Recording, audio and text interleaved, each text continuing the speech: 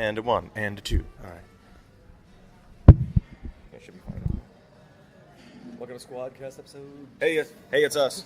We're actually just really quick. We're hanging out. This is Andre. Ryan.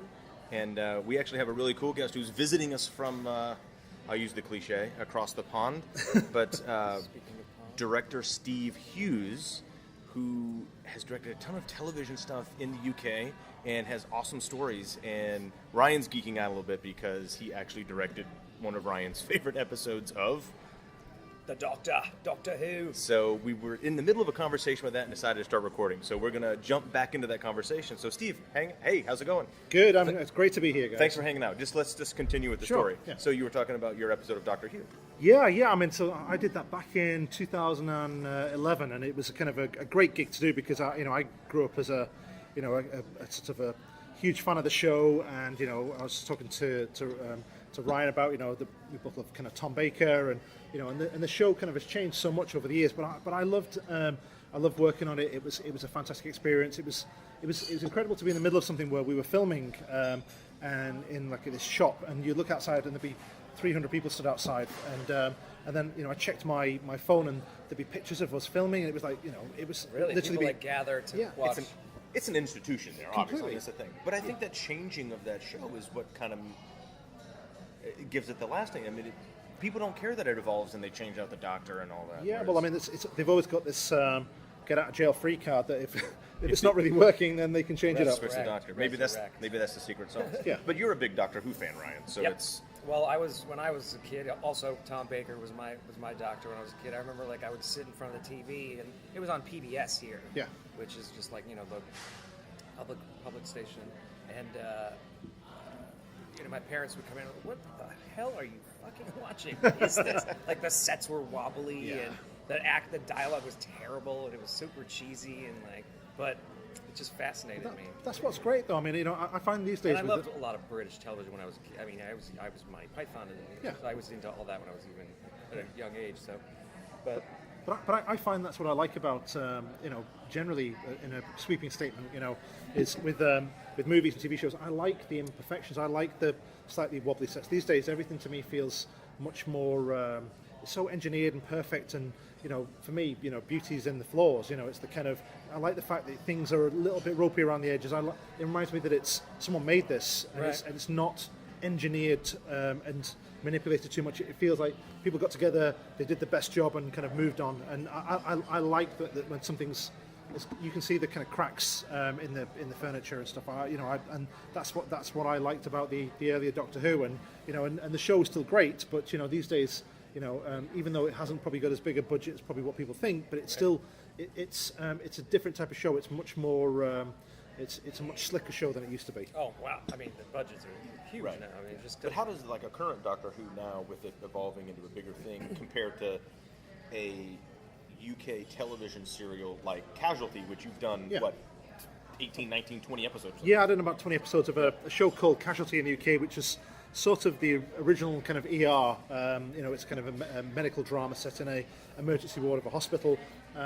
It's been going for 30 years. Kind of it's had its ups and downs over the years.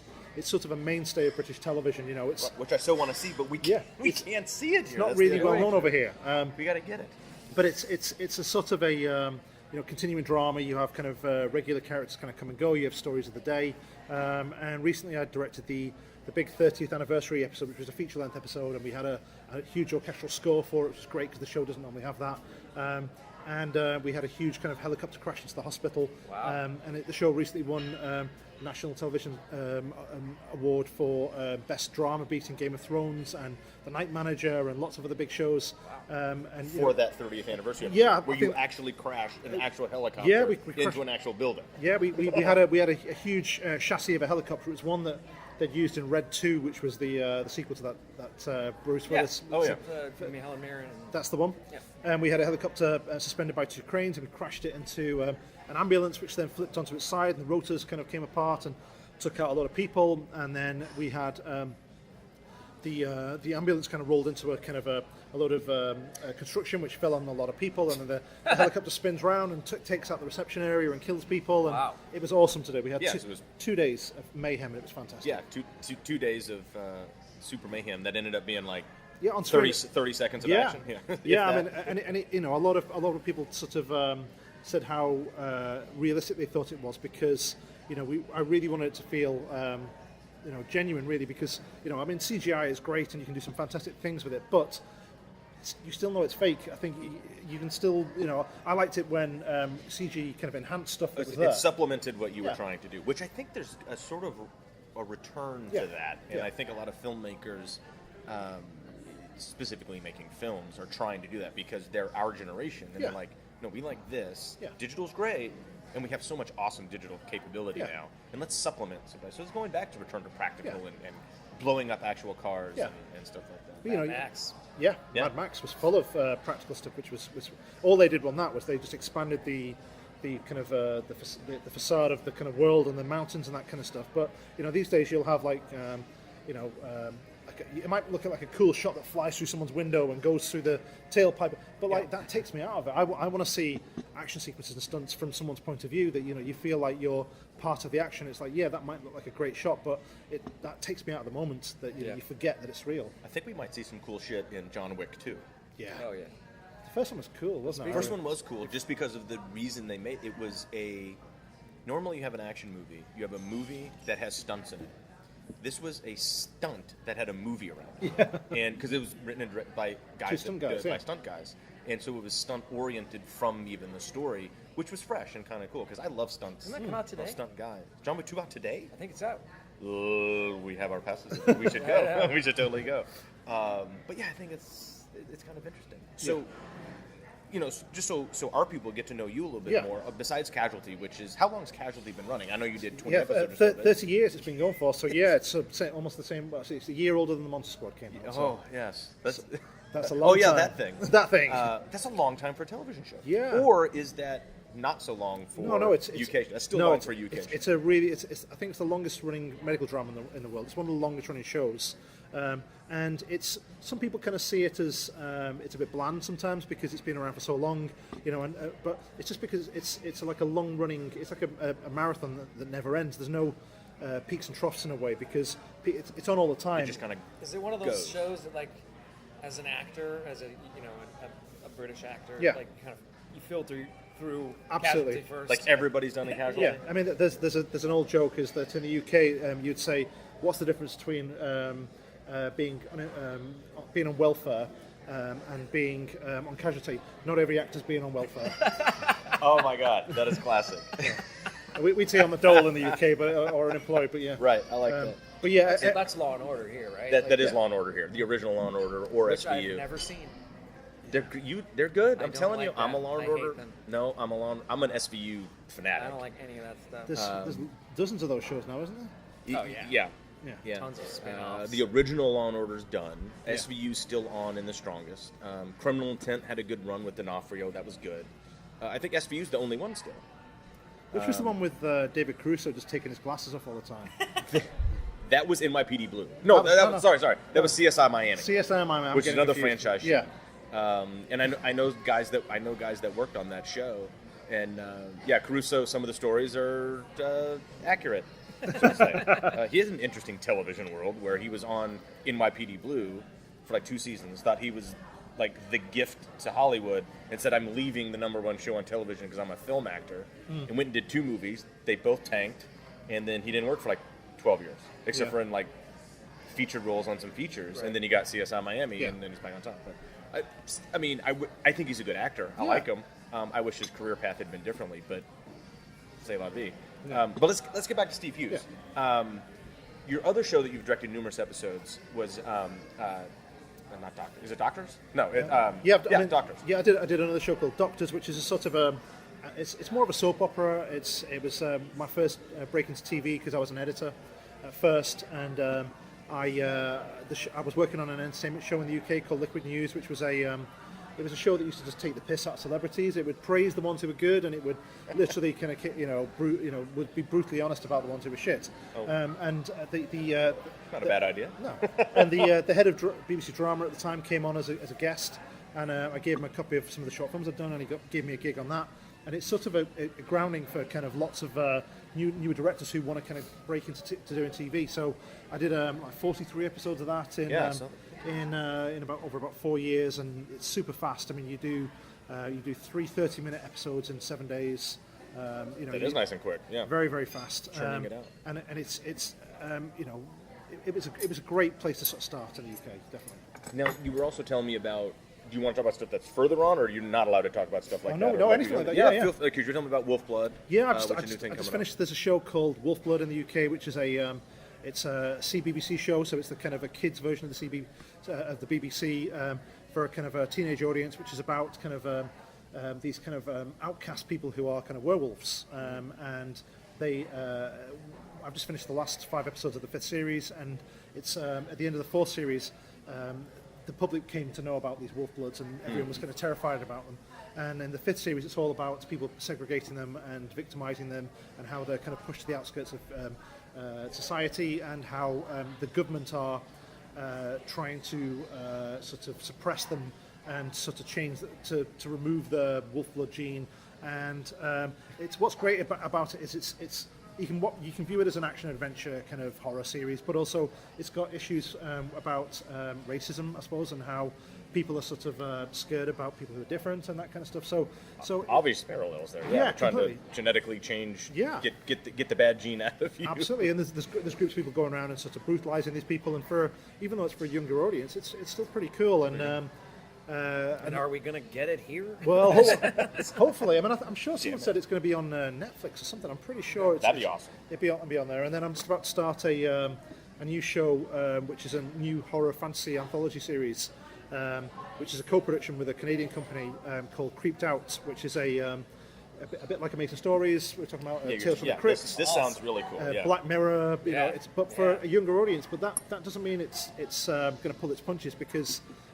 Speaking to the producers, we've sort of said that we want this to be an adult drama with kind of a younger cast, but that doesn't mean that terrible things can't happen. I mean, from the scripts that I've read, it's fucking dark. Nice. I mean, every one of them has got like an ending that made me kind of sit back and think, Jesus, this is going to scare the hell out of people, which is great.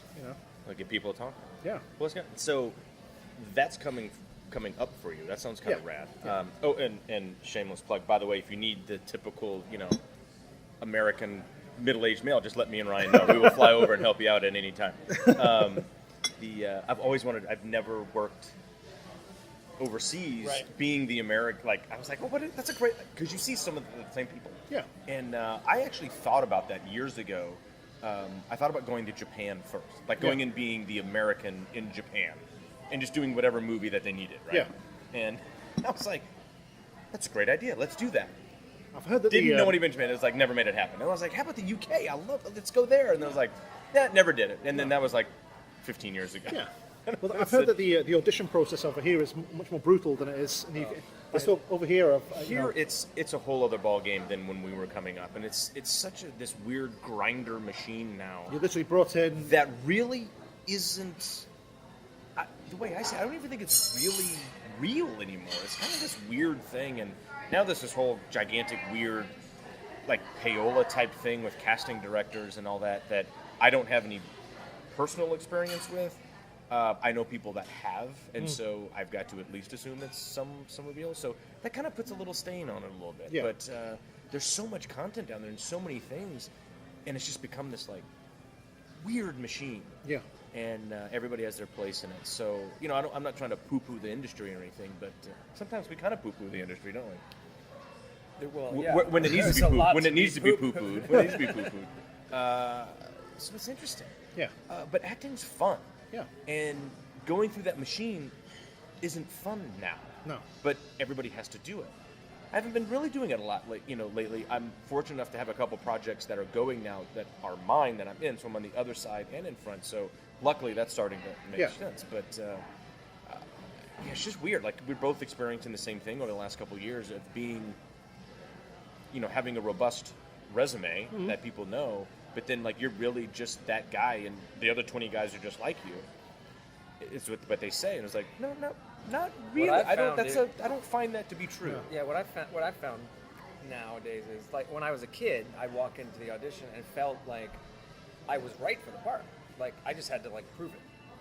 Now I go in and like I'm like, I don't know if I'm military guy number 5. You know, like I don't Yeah. know. Like the parts have changed for me because now I'm just like an old geezer. Yeah. And like, but I'm not old enough to be the old guy. No. Yeah, you're, And I right. can't really be like the dad because Yeah. like there's something. And changes of what looks and what the industry wants. And it's funny being, 40 something, Caucasian, right down the middle of the road with your look. Yeah. Is not the majority on screen anymore, because we have all these great characters and everything coming around, and so that there's a glut of those and lesser roles, which was interesting. Like, it used to be, there's not as many roles for kids when we were kids. Now there's a lot of kids programming, like the show you're doing, which is awesome. There's kids in your show. Yeah, obviously. yeah. And it's just interesting. It's just an evolution of the industry. Some of it's kind of crappy and poo-poo, but I don't know if that's really different than it's always been.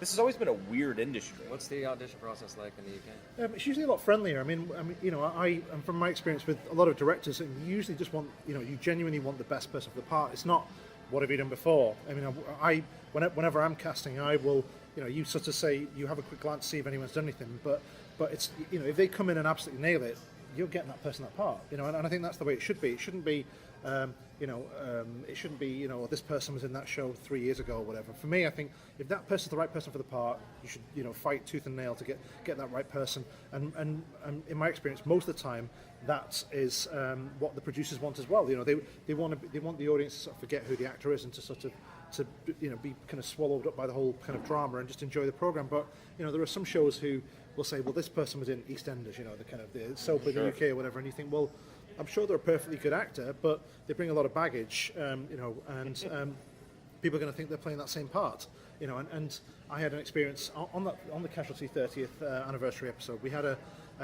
character. There was an actress, an older actress, who was in EastEnders for years, and I thought she's not going to be right for this part. And then we had a chat with her, and it just happened to be that she was great for the part as well. So it was a double tick because I didn't want to choose her just because she'd done EastEnders. I chose her because she was, great for the part. And I think that's the way it should be. But from what I understand and knowing the casting people in the UK, that they've had experience with a bit of American casting as well. At least in the UK we have a bit of chat first, and we sort of genuinely interested about, how are you, and what have you been up to lately? And if nothing, if you haven't done much recently, that's not going to go against you. What do you think of the script? What do you like about it? What didn't you like? Let's hear your take on it, and then if we have some notes, and we'll try that again, and we'll be in touch, and usually you should know in the next couple of weeks. I mean, I've got a big thing about. I think people should always be told within within a week of whether they've got the part or not, because I think for actors it's the same for directors. If you have a meeting that goes well, you think, well, I did my best there. Sure, all they need to tell me is just an email to say, yeah, you got it, or no, you didn't, or we're just Hold you for be on a veil for a little bit. Don't go commit yet. What I hate is the not knowing, because that's you're just twisting on a knife in slow motion, aren't you? And all it would take is just a quick email. You don't even need. I don't even need someone to say you didn't get it because you didn't get it, or you did get it, or it's a maybe. I hate people keeping you hanging on. I find some. I think I'm moving to England. Let's go.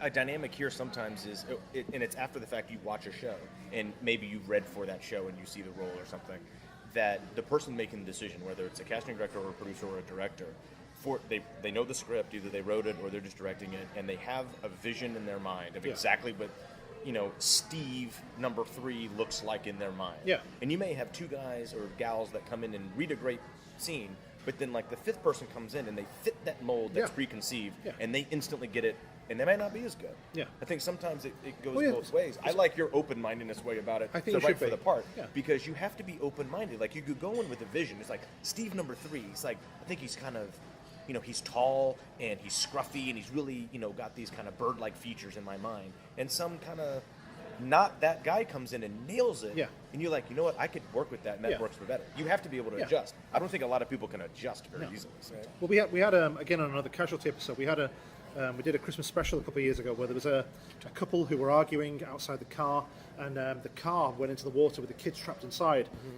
It's always a medical drama every week, and the guy had to sort of dive into the water, pull one of his kids out, and go back for the second kid, the baby, who was strapped in, and the baby sort of drowns. And throughout the episode, they're trying to resuscitate the baby because the temperature's low, and the casting department brought in these kind of like 6'2" kind of stunningly handsome, rugged kind of guy. And I said, well, you know that guy's going to succeed.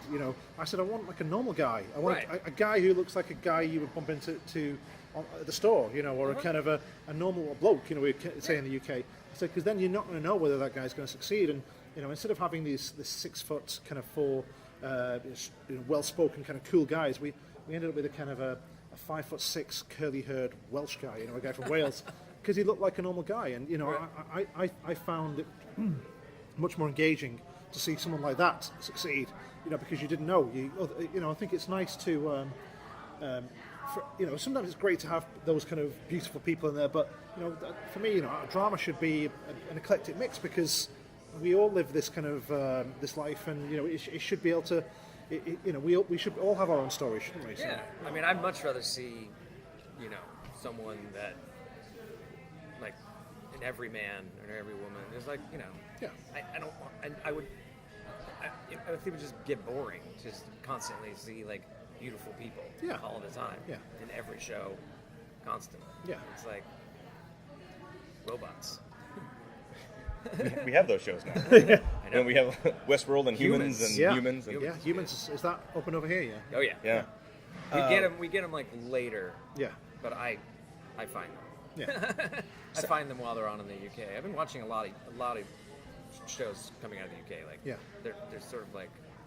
What else have you been watching? They're usually better. That's what I was just going to get at. They're usually really good. I'm trying to think of the last one I watched. Well, I mean, like there's like the masterpiece stuff, like Victoria. I just watched Victoria. Yeah. Which was really, really well done. Yeah. The Crown was really like better made. Victoria was a little more soap opera-y, but I loved it. I thought everyone was really good. I thought it was shot well, and it was right. I mean, obviously, like Downton stuff, and I love all that stuff. And there's a new one of those kind of shows that's called The Halcyon, right? Which is a kind of it's a bit like Downton, but it's in a sort of a shop. Right. That's been going on quite well in the UK. But yeah, it's weird because we all, I think a lot of Brits. Black Book? Black Box. Black Box? Which one was that? The one in the bookshop? Yeah. In the 90s. Yes. That's very funny. Oh my God. Yeah. I know it's older, but like, oh man. That's very hysterical. funny. Bill Bailey, the kind of main guy in it. Yeah, amazing. With Fleabag? Yeah, I haven't seen that one yet. I've heard that's very good. Fleabag's pretty funny. Hilarious. And her other show. She had a show prior to that. Crushing. Crushing. Yeah, that they're releasing. Crashing. Crashing. Yeah. They're releasing that now, right? Yeah. Yeah. So yeah, you can watch that too. I love both those. She's an amazing actress. I love her and writer. Yeah. Yeah. I mean, I watch tons of television, like American and I everything but Law and Order shows. But you can scroll through Netflix and just like there's like British comedies, British dramas. Which I'm glad they have that category because they're there, man. I'll be like, that looks interesting, and boom, I'm hooked, and I binge like 3 seasons of something that normally I would never gotten to see. Yeah. So I have my guilty pleasure show that I found out of the blue on Netflix and watched. Literally, I mean, it took me months to watch it because it had been on for a long time, and I went from pilot to the last episode. Yeah. And it honestly, of every television show I've watched and enjoyed, that has a final episode, it's the best final shot scene and the actual final shot of the entire series is the best one I've ever seen in my life. Yeah. Because it wrapped up the whole story so awesome. Because you have to go back to like episode 10. Mm-hmm. In the UK it was Spooks, but here it was MI5. Yeah. Peter Firth, Richard Harmon, and long-running show. Yeah. Peter Firth was kind of one of the only he stayed kind of through, and then some people kind of went through. Yep. I love that show because I love the kind of security service world, that type of thing, and I thought it was well done. Yeah. And being with Spooks, it was about MI5, which is internal security service, which for you would be like our FBI, not foreign intelligence. Yeah. But it was still had international intrigue. It was.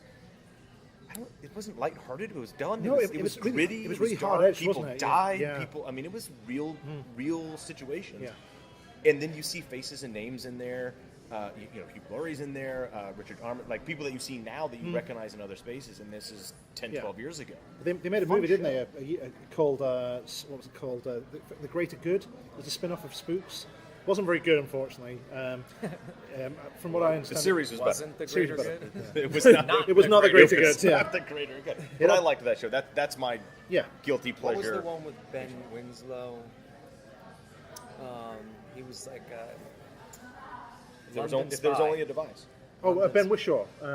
Right, not London Winslow. Spy, was it? Yes. Yeah, I didn't see that one. I heard it was wow. great. Wow, Yeah. that was intense, super intense. But what is it about British dramas that you like? Is it because, because there's this whole thing between I'd always understand that American actors think that British actors are all thespians, and whereas Right.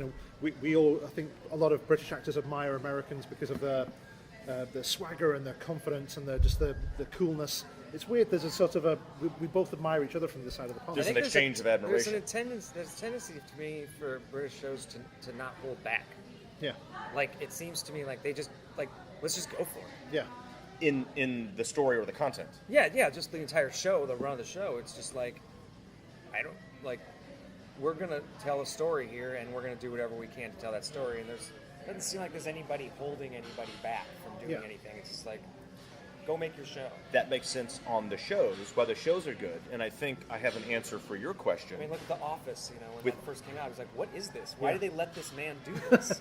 And then look what happened. Well, even with The Office, like with I think I have an answer for your question. yeah, But your point prefaces it perfectly. Is the shows and the content take those? It's not taking a chance. It's just doing something good and not holding back. But the performers have a little bit of understatement in them.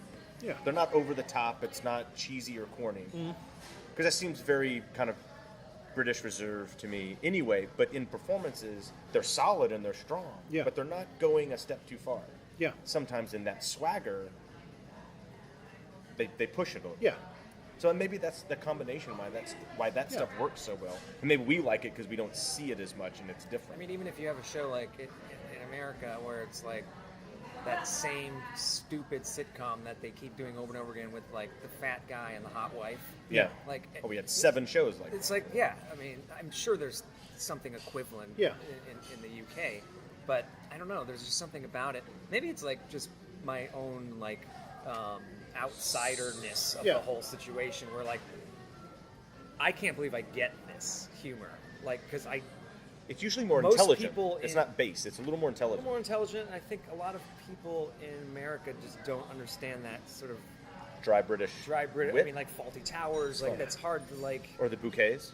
Yeah, yeah. Yeah, that's really a hard. hilarious It's show. hard to grasp if you're like growing up as a kid in America. The buckets. But like for some reason, I just was drawn to that type of humor, and I get it. I know a lot of people say like, "Oh, I don't like Monty Python. I can't watch that stuff. It's not funny to me. I don't get it." I'm like, and they're like, "What is it? What is it? What am I not getting?" I'm like, "It's undescribable. Yeah. You either think this is funny, or you do not think it's funny. I Yeah. can't describe it to you. I can't make you think it's funny." So it's like cilantro. You either like it or you have the gene where you hate it, you don't understand it, or you don't like it. Yes, Amanda. Salon. That's for Amanda. One of my favourite shows the last few years. Have you ever heard of This Is England? Show called Yes. This Is England. Yes. There was a movie, Yes. and then they did 3 TV series. 86, 90, was it 86, 90, and 90?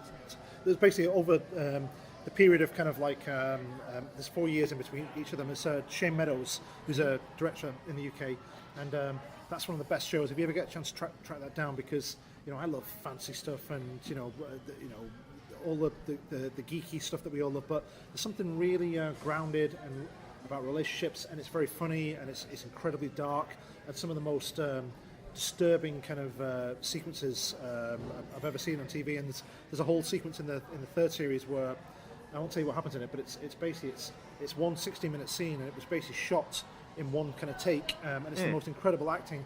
And honestly, if you get a chance, just track it down, guys. It's really, really good. It's very. What's it called? This Is England. This is England. Right. yeah. Right. And there's Stephen Graham, isn't he? Stephen Graham, who was in Boardwalk Empire, and he pops up in Yeah. a few American movies. Great. He's in it. It's mostly kind of British actors, but it wins a lot of awards in the UK. It was on Channel 4 in the UK, and I think it's on Netflix over here, I think. But that's one you should definitely track down as well.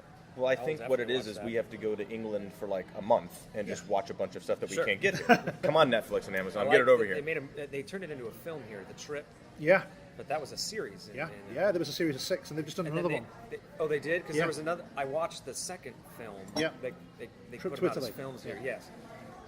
Those guys are Very funny. hilarious. Yeah. And it's two guys driving in a car across the country, stopping at different restaurants and yapping. And doing impressions because they're both. Doing impressions. You've got Steve Coogan, you know. Yeah, yeah. Yeah, Steve Coogan. And the other guy is Rob not Brydon. popular here. No, he's not very well known over here. I think he's got a small part in the new Will Ferrell Sherlock Holmes movie playing Okay. Lestrade. A guy called Rob Brydon. He's very well known in Will the UK. Ferrell's making a Sherlock Holmes movie? Yeah, with John C. Reilly, all the Oh my usual God. suspects. Oh my God. All Oh, shot in well, of England. course.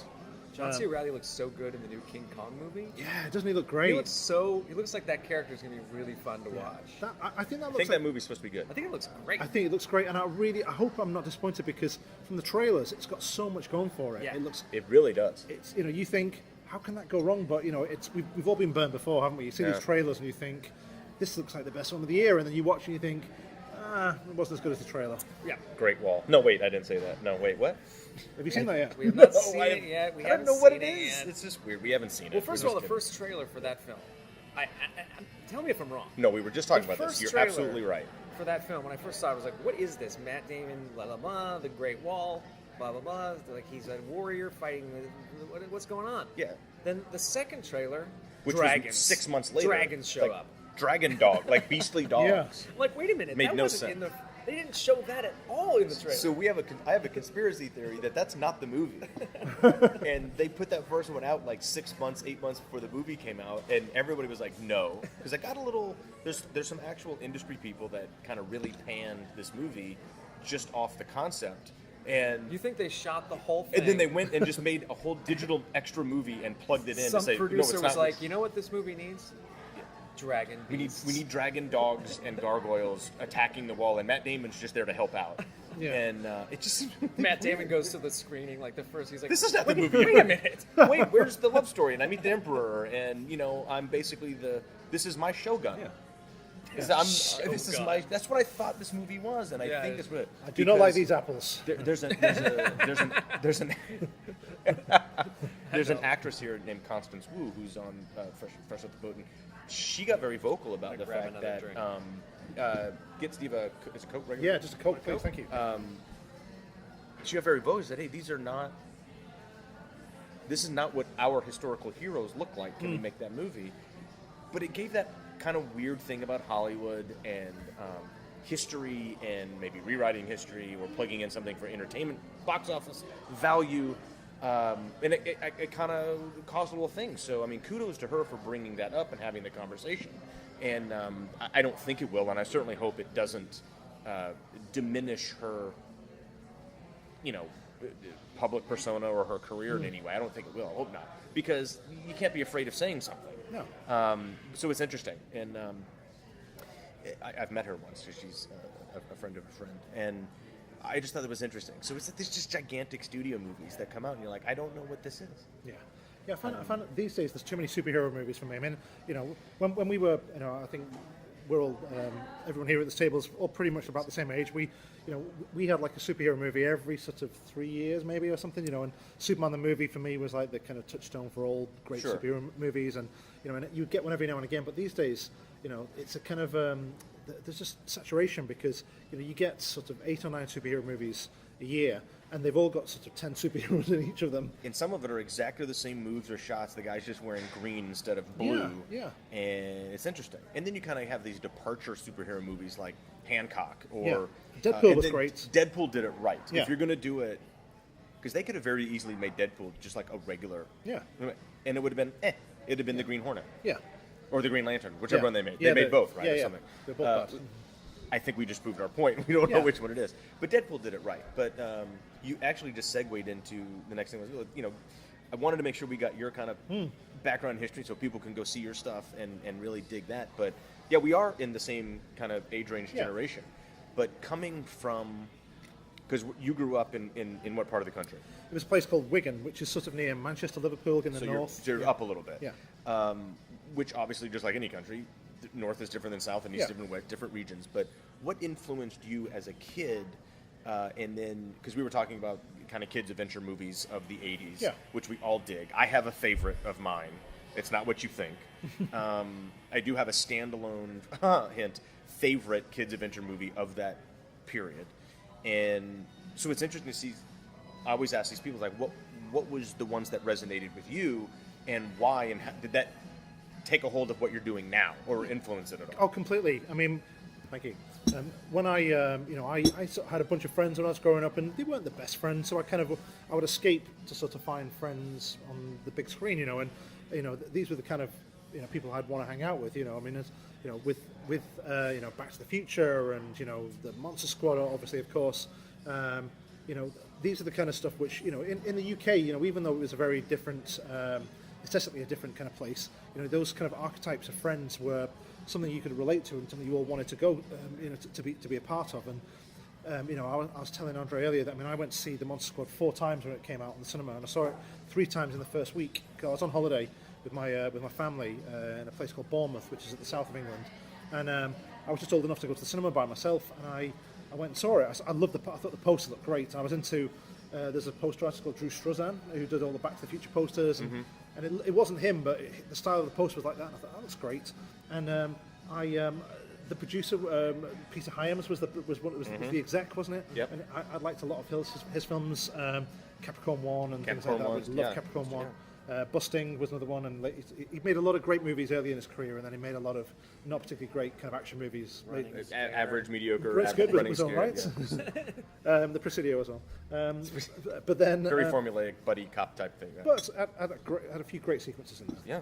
Yeah. But then, so I went to see it, and I went and saw it 3 times in the same week, I say, and that I was just, to me, that was everything I wanted to go and see about a movie. It had something that was grounded in reality, the kind of friendship of the guys, and the setting, was very.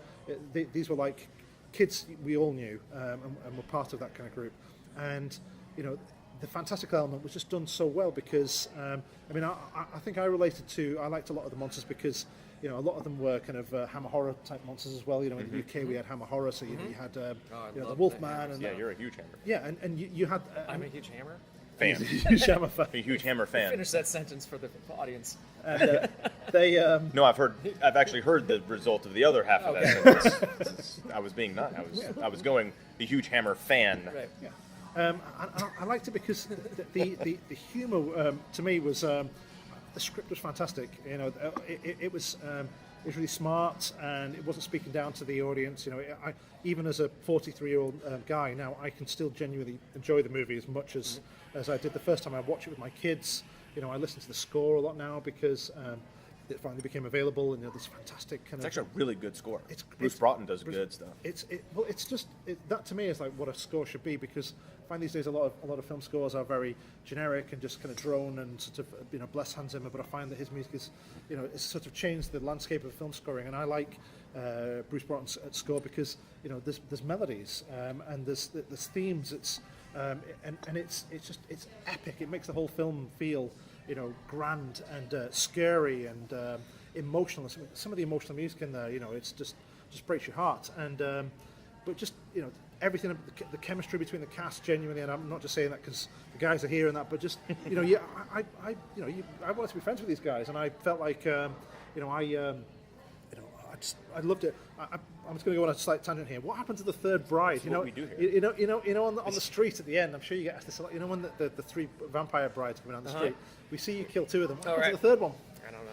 I don't think we shot that. I think it's assumed. Yeah, it's one of those. I took him out, obviously. But it's weird because we got that great bit where you kill the first one, the second one comes down, and you hit it with the stake, right. Well, and we cut away, and then she's already dead in front of him. Yeah, we've had that someone's asked that question before. But interesting enough, being a Monster Squad original fan, which you are. One of the things we were talking about earlier is the original script was much larger and grandiose, and then even the one we shot off of is 13 minutes or so, of actual footage we shot that's not in it, and then there was even pages and pages more than that we didn't even shoot, that made things longer and complex and gave some backstory. But one of my kind of things that I always lament about the final product of Monster Squad is there's a lot of setups that you don't see the payoff, and there's a lot of payoffs that you don't know are payoffs because you never saw the setup. Yeah. What you were just talking about there with Ryan at the end with the 3 vampire brides, the very beginning of the movie had a lot more footage 100 years ago fighting Van Helsing. Yeah. And it's a replay of, because in the crawl in the beginning where they say they blew it. Yeah. And the reason they blew it is they actually found Dracula and staked him and put him in a wagon. Right. And we have that footage. You know, that footage is there, and they go off into the castle to do the thing and leave one lone guard to guard the body of Dracula, and he gets attacked by 3 vampire brides. He Right. shoots one with his crossbow. He stabs the other one because she comes on him, and then she gets him, and he's like, oh, I gotta find another. And I'm demonstrating here visually, folks. But, it's very good. It's fantastic, He's by like, the way. I can't, and he reaches and finds one and goes, and gets her, and goes, ah. But what he did is he unstaked Dracula in the wagon. And of course, in vampire lore, when you unstake them, they come back to life. Yeah.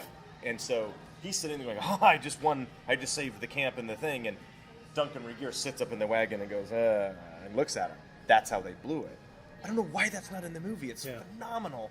So that scene is you're supposed to bookend, or Ryan's action in the end is supposed to bookend that opening scene. Yeah. And but we never see. I don't even know. Did you even actually on camera kill the 3rd vampire bride? Man, I am too old. So to wait a remember any of minute. that. No, wait a minute. Maybe. If you didn't, then this makes because you didn't kill as many as we think you did. You're not as cool. Rudy's not as cool. Well, there's no one as cool as Then Rudy. who killed him? We're going off assumptions now. Maybe like a stray silver bullet from like Indiana got her. You don't know. I'm just nitpicking because you get to kill all of them. Damn it! It's a running thing. Yeah. But so talk. I know we got your other cool shows coming, Yeah. but the stuff that influenced you. Yeah. What do you want to? Do you want to? Because you've done a ton of TV. I've done a lot of which TV, is I mean, awesome. Which I love TV. And Ryan. I mean, we watch a lot of cool television. Are you into features? Yeah, Would you like to do completely, features? yeah. I Are mean, you a writer too? Yeah, I or mean, something? I'm sort of co-writing. I've tried to write a couple of features myself. I mean, I don't really want to be a writer, but because especially in the UK, you sort of need to, it's really hard. because if you don't get that right, then everything else crumbles, doesn't it? You know, Right. it's the foundation to everything we build on. Yeah. But you know, no one. I haven't really had that success where people say, "Get me the guy who directed that one episode of Doctor Who." Or so I'm I have to have my own project to kind of go to people and kind of get some money with, and I'm feeling pretty confident. I mean, I've got kind of two ideas for features, and one where I'm basically sort of 70 pages into it. I'm sort of co-writing it with a friend. She writes very, very quickly. She'll write like the whole second act in 2 weeks. I'll take 2 years to write the same thing because I will agonize over every full stop, and I know it's very frustrating, especially for her. But you know, my plan is to get that finished in the next month or two. You know, and that's the plan, because you know, I love TV drama as much as you guys, but you know, I'm a kid of you know, who grew up watching movies, and you know, I'm surprised that I'm, you know, I've been allowed to do what I've done so far, but you know, I'm very ambitious, and I really want to make features, and you know, I'd like to do some American TV. I mean, I've got a lot of friends who've made it over here, have been directing Daredevil and lots of these kind of great shows. Very cool. And you know, I'd love to be able to do that. But you know, in the next couple of years, of course, I'd love to do features. And you know, a lot of people sort of comment on my stuff looks very cinematic, and you know, I really try and get very you know, really strong performances. And a lot of the time, that's I've got a big thing about not sticking exactly to the script, because sometimes, you know, you read these things and you know, the writer has written this kind of line which sounds really good, but then when you get an actor to say it, there's too many words in it and it's not flowing. Or No, you have to change it. Yeah, you have to smooth out the things, because surely all we want is the best, you know, meaning of that line. We want changing the meaning of it. No doubt, yeah. And sometimes it's a word or even an entire line that's Yeah. unnecessary. Yeah. It sounds great to read it, but I do that all the time. Like if I'm reading with someone or working with someone that's reading for something. I think we did that one time. We were going over something for you, and you're like, just get rid of that. That doesn't. It's not. It's unnecessary. I always do that when I'm auditioning Yeah, for something. got to, 'cause it I'm like, just doesn't work. I know that either I'm gonna get in trouble for this, or I'm not gonna get it because of this. But there's no way I can say it like that, because it's not natural. Yeah. So that's a good point. But well, yeah. I mean, go make some features. That's Go the- do that. that's and the plan, And then, that's the and then plan. we'll come back and talk about the features. Absolutely. No. I I mean, want to see those. Yeah, was there ever any truth in that? Was there ever going to be a sequel to the Monster Squad? I mean, I've heard this several times. Well, they were remaking it. Yeah. So they had gone through that process of doing a remake, that officially died like a year ago. Yeah. Like officially now, it's like that's not happening. The idea for a sequel is awesome because I think everybody would be down for that. Yeah. I always liked a kid when we were talking about like there's a really good story of a sequel that's in a file on someone's computer, and it's kind of neat. That would be awesome if that ever got made, or just anything. I think there's actually something in the works in another medium, but I don't have official word on that. So I think there's some movement on something. Whether it involves us or not, we have no idea. It could be something completely fresh, just with the the IP of it, which is fun because I think new fans would like something different. I think old fans would love to see something. But Ryan and I have always dug an idea of a sequel, but it'd have to be really cool, and it would have to be something that's for the fans. Yeah. Don't try to make a sequel for this broad general audience that's unfamiliar with it. Just go make a love letter and a thank you note back to the original fans, and that's enough of them. There's enough of those to make it successful. So. If that happens, we'll let you know. Yeah, I have no idea. I would love to see that, but I'm down for that. well, good. Well, let's go. Let's wrap that out. I think that's good. I mean, what we wanted to do is because on our podcast, we like to grab people that we know and like and are friends with that are in the creative world and some running the spectrum. And I think it was awesome. I'm glad you're here. You're vacationing with your family. We are, yes. He's got 2 daughters, and they're doing the L.A. Southern California. Theme park, Universal, Disney, Science Museum. Of all your stuff you like, I like the Science Museum trip the best so far. Yeah. And you got to hang out with us, which is obviously the highlight of your Of entire course, vacation. it really is. Did you get to go to Harry Potter World? Yes. Wizarding World of Harry Potter? Yeah. Yeah, Yeah. Saw I that wanna- already? Yeah. I heard the Orlando one's bigger. Yeah. I don't know if I it's went to better. the Orlando I don't know. one. Weird, strangely, I haven't been to the one here. I haven't either, and I really want to because I'm a Harry I Potter just was fan. I was in Florida for a wedding, and my girlfriend at the time was like the biggest Harry Potter fan in the world. So, and it had just opened, so she was losing it. Like, she couldn't believe that she was getting to go to this. And like we just went, and it was just like she was in a wonderland of amazement, and I was really fucking hungover from the wedding. Like, so I was sitting there, like, please, does butterbeer have beer in it? Like, can I fix this? So like, I'm sitting there walking around with a Bud Light. in Harry Potter World. In Harry Potter World, and she's just like buying the wands and the candy and going on all the rides. I'm like, I can't go on the ride. I can't go on the ride. I'm not like, so I just basically wound up like sitting with her mother the whole time. like it was really fun. But I mean, the wonderment of it all, I enjoyed. I almost liked the rides was secondary to me. It was like the set. Yeah. The set. Stunning. You're like, oh my god, I'm in the mood. It's there. So I think, but you see, like your girls enjoyed it. Yeah, they loved it. And you bought a wand for each. Yeah, very expensive ones. Which ones? Do you know? Oh, which? the Harry Potter one and the Hermione one. Okay. Hermione. Okay. But I mean, for the money you paid, I'd hope that Daniel Radcliffe and Emma, whatever she's called, would deliver them personally. Come to your house and they would be deliver. real because they were so expensive. Well, okay, so that's a great kind of touch into what you were saying. Like, I'm on the set. This is amazing in the world of it. I love the Harry Potter world. Yeah. I love the movies. Yeah. I almost don't want to go to Harry Potter world because that's not real. I want to actually live at Hogwarts. Like, I want to be in a magical different dimension. It's there. But it's not. That's a Universal Studios. No, but in the UK, if you go to is it Leavesden Studios where they actually shot it, they've transformed the actual sets. I know, but that's even fake because it's Well. a set to a movie, which I know it's. I want to actually live in this mythical Do they place. have I'm that- taking it way too far. Yeah. Do they but I have actually that want in the to. UK with the TARDIS? Can you go Yeah, in? yeah. Oh my! Where we filmed You're there. Casualty is where they filmed Doctor Who as well, and there's the Doctor Who experience, so you can go around see all of the actual real things. you'll like that. Okay. You can go inside the real TARDIS. So you're a tour guide when we come. Absolutely. There. No. Here's the new goal for me. You need to direct another episode of Yeah. Doctor Who Yeah. when Peter leaves. Yeah. And Amy Pond takes over as the Doctor. Right. And then I'm flying to England and I'm going to hang out with you the entire time. That's fine. We will be PAs on your set. This, How this about that? this Anything. podcast is legally binding. That's I'm in for that. We'll go PA on that show, right? I will PA. I will do anything on Doctor Who. I will be Amy Pond's water boy. Done. But you got to bring her back, and then I get to hang out. And I get That's to a good fly. deal. I get to fly the TARDIS just once. Just But you can do it. You can do a thing where the actual Doctor Who experience, the kind of the museum thing, is literally 2 minutes walk down the road, and then I think they do a kind of a tour several times a day where you can go around the real, where they film the actual set thing there and stuff. which You'd is like just you'd like that. great. Well, okay, so you said it. This is legally binding that you have to be our tour guide when we come there I and, would and love hang to, out. yeah. We definitely do. All right. Are they going to do Torchwood anymore? Is that over? No, but I've worked with a couple of the guys from that, and they all loved it. There was I worked with Eve Miles. I did a couple of days on a show with her, and then the guy who played the Anto, Gareth, he was called, with him on another show. They all loved it, and they do a lot of podcasts. I don't know, like Big Audio. Is it called? What they called? This kind of like audio dramas. They do them as now. These kind of spin-off things with a lot of the original cast. And they're really big in the UK because they got a lot of the original cast back, and because even though they can't get the funding to make the show, those characters live on, which is great.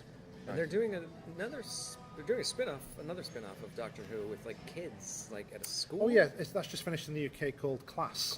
So the Doctor, was it what was she called? General Louise Coleman's character, what was she called again? Clara. She worked at Coal Hill School, I think it was. This is a sort of a spin-off set at that school. Oh, okay. So there's a kind of a portal there, and aliens come through. Oh my god! I saw the first episode. It was fantastic, very slick.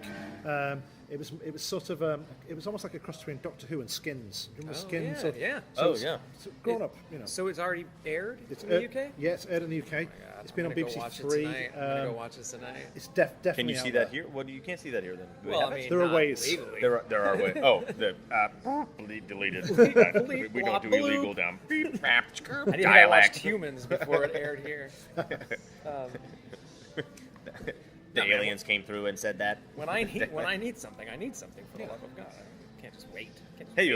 Can't wait for everyone else to watch it. All right, we'll continue this conversation, but we are going to cut out of Squadcast with our very special guest that we came out with, Steve Hughes. Thank you for hanging out for a little bit. Thanks, I know man. it sounded kind of not what you were expecting, but Not at all. It's great to be here. And we didn't go off the rails, which sometimes this happens. So Steve was engaging enough that we didn't have to go crazy. But next time we'll go wacko when you're announcing the feature that you're doing. Absolutely. Let's do that. I'll be back. So we're behind you. So go check out Steve's stuff if you can. Watch his shows and support him as much as you can, like we will. Thanks, Steve. We'll hang out again. Absolutely. And this is Andre Gower and Ryan Lambert? and what was this? Oh yeah, I forgot what it's called. Squadcast. Woo! Squadcast.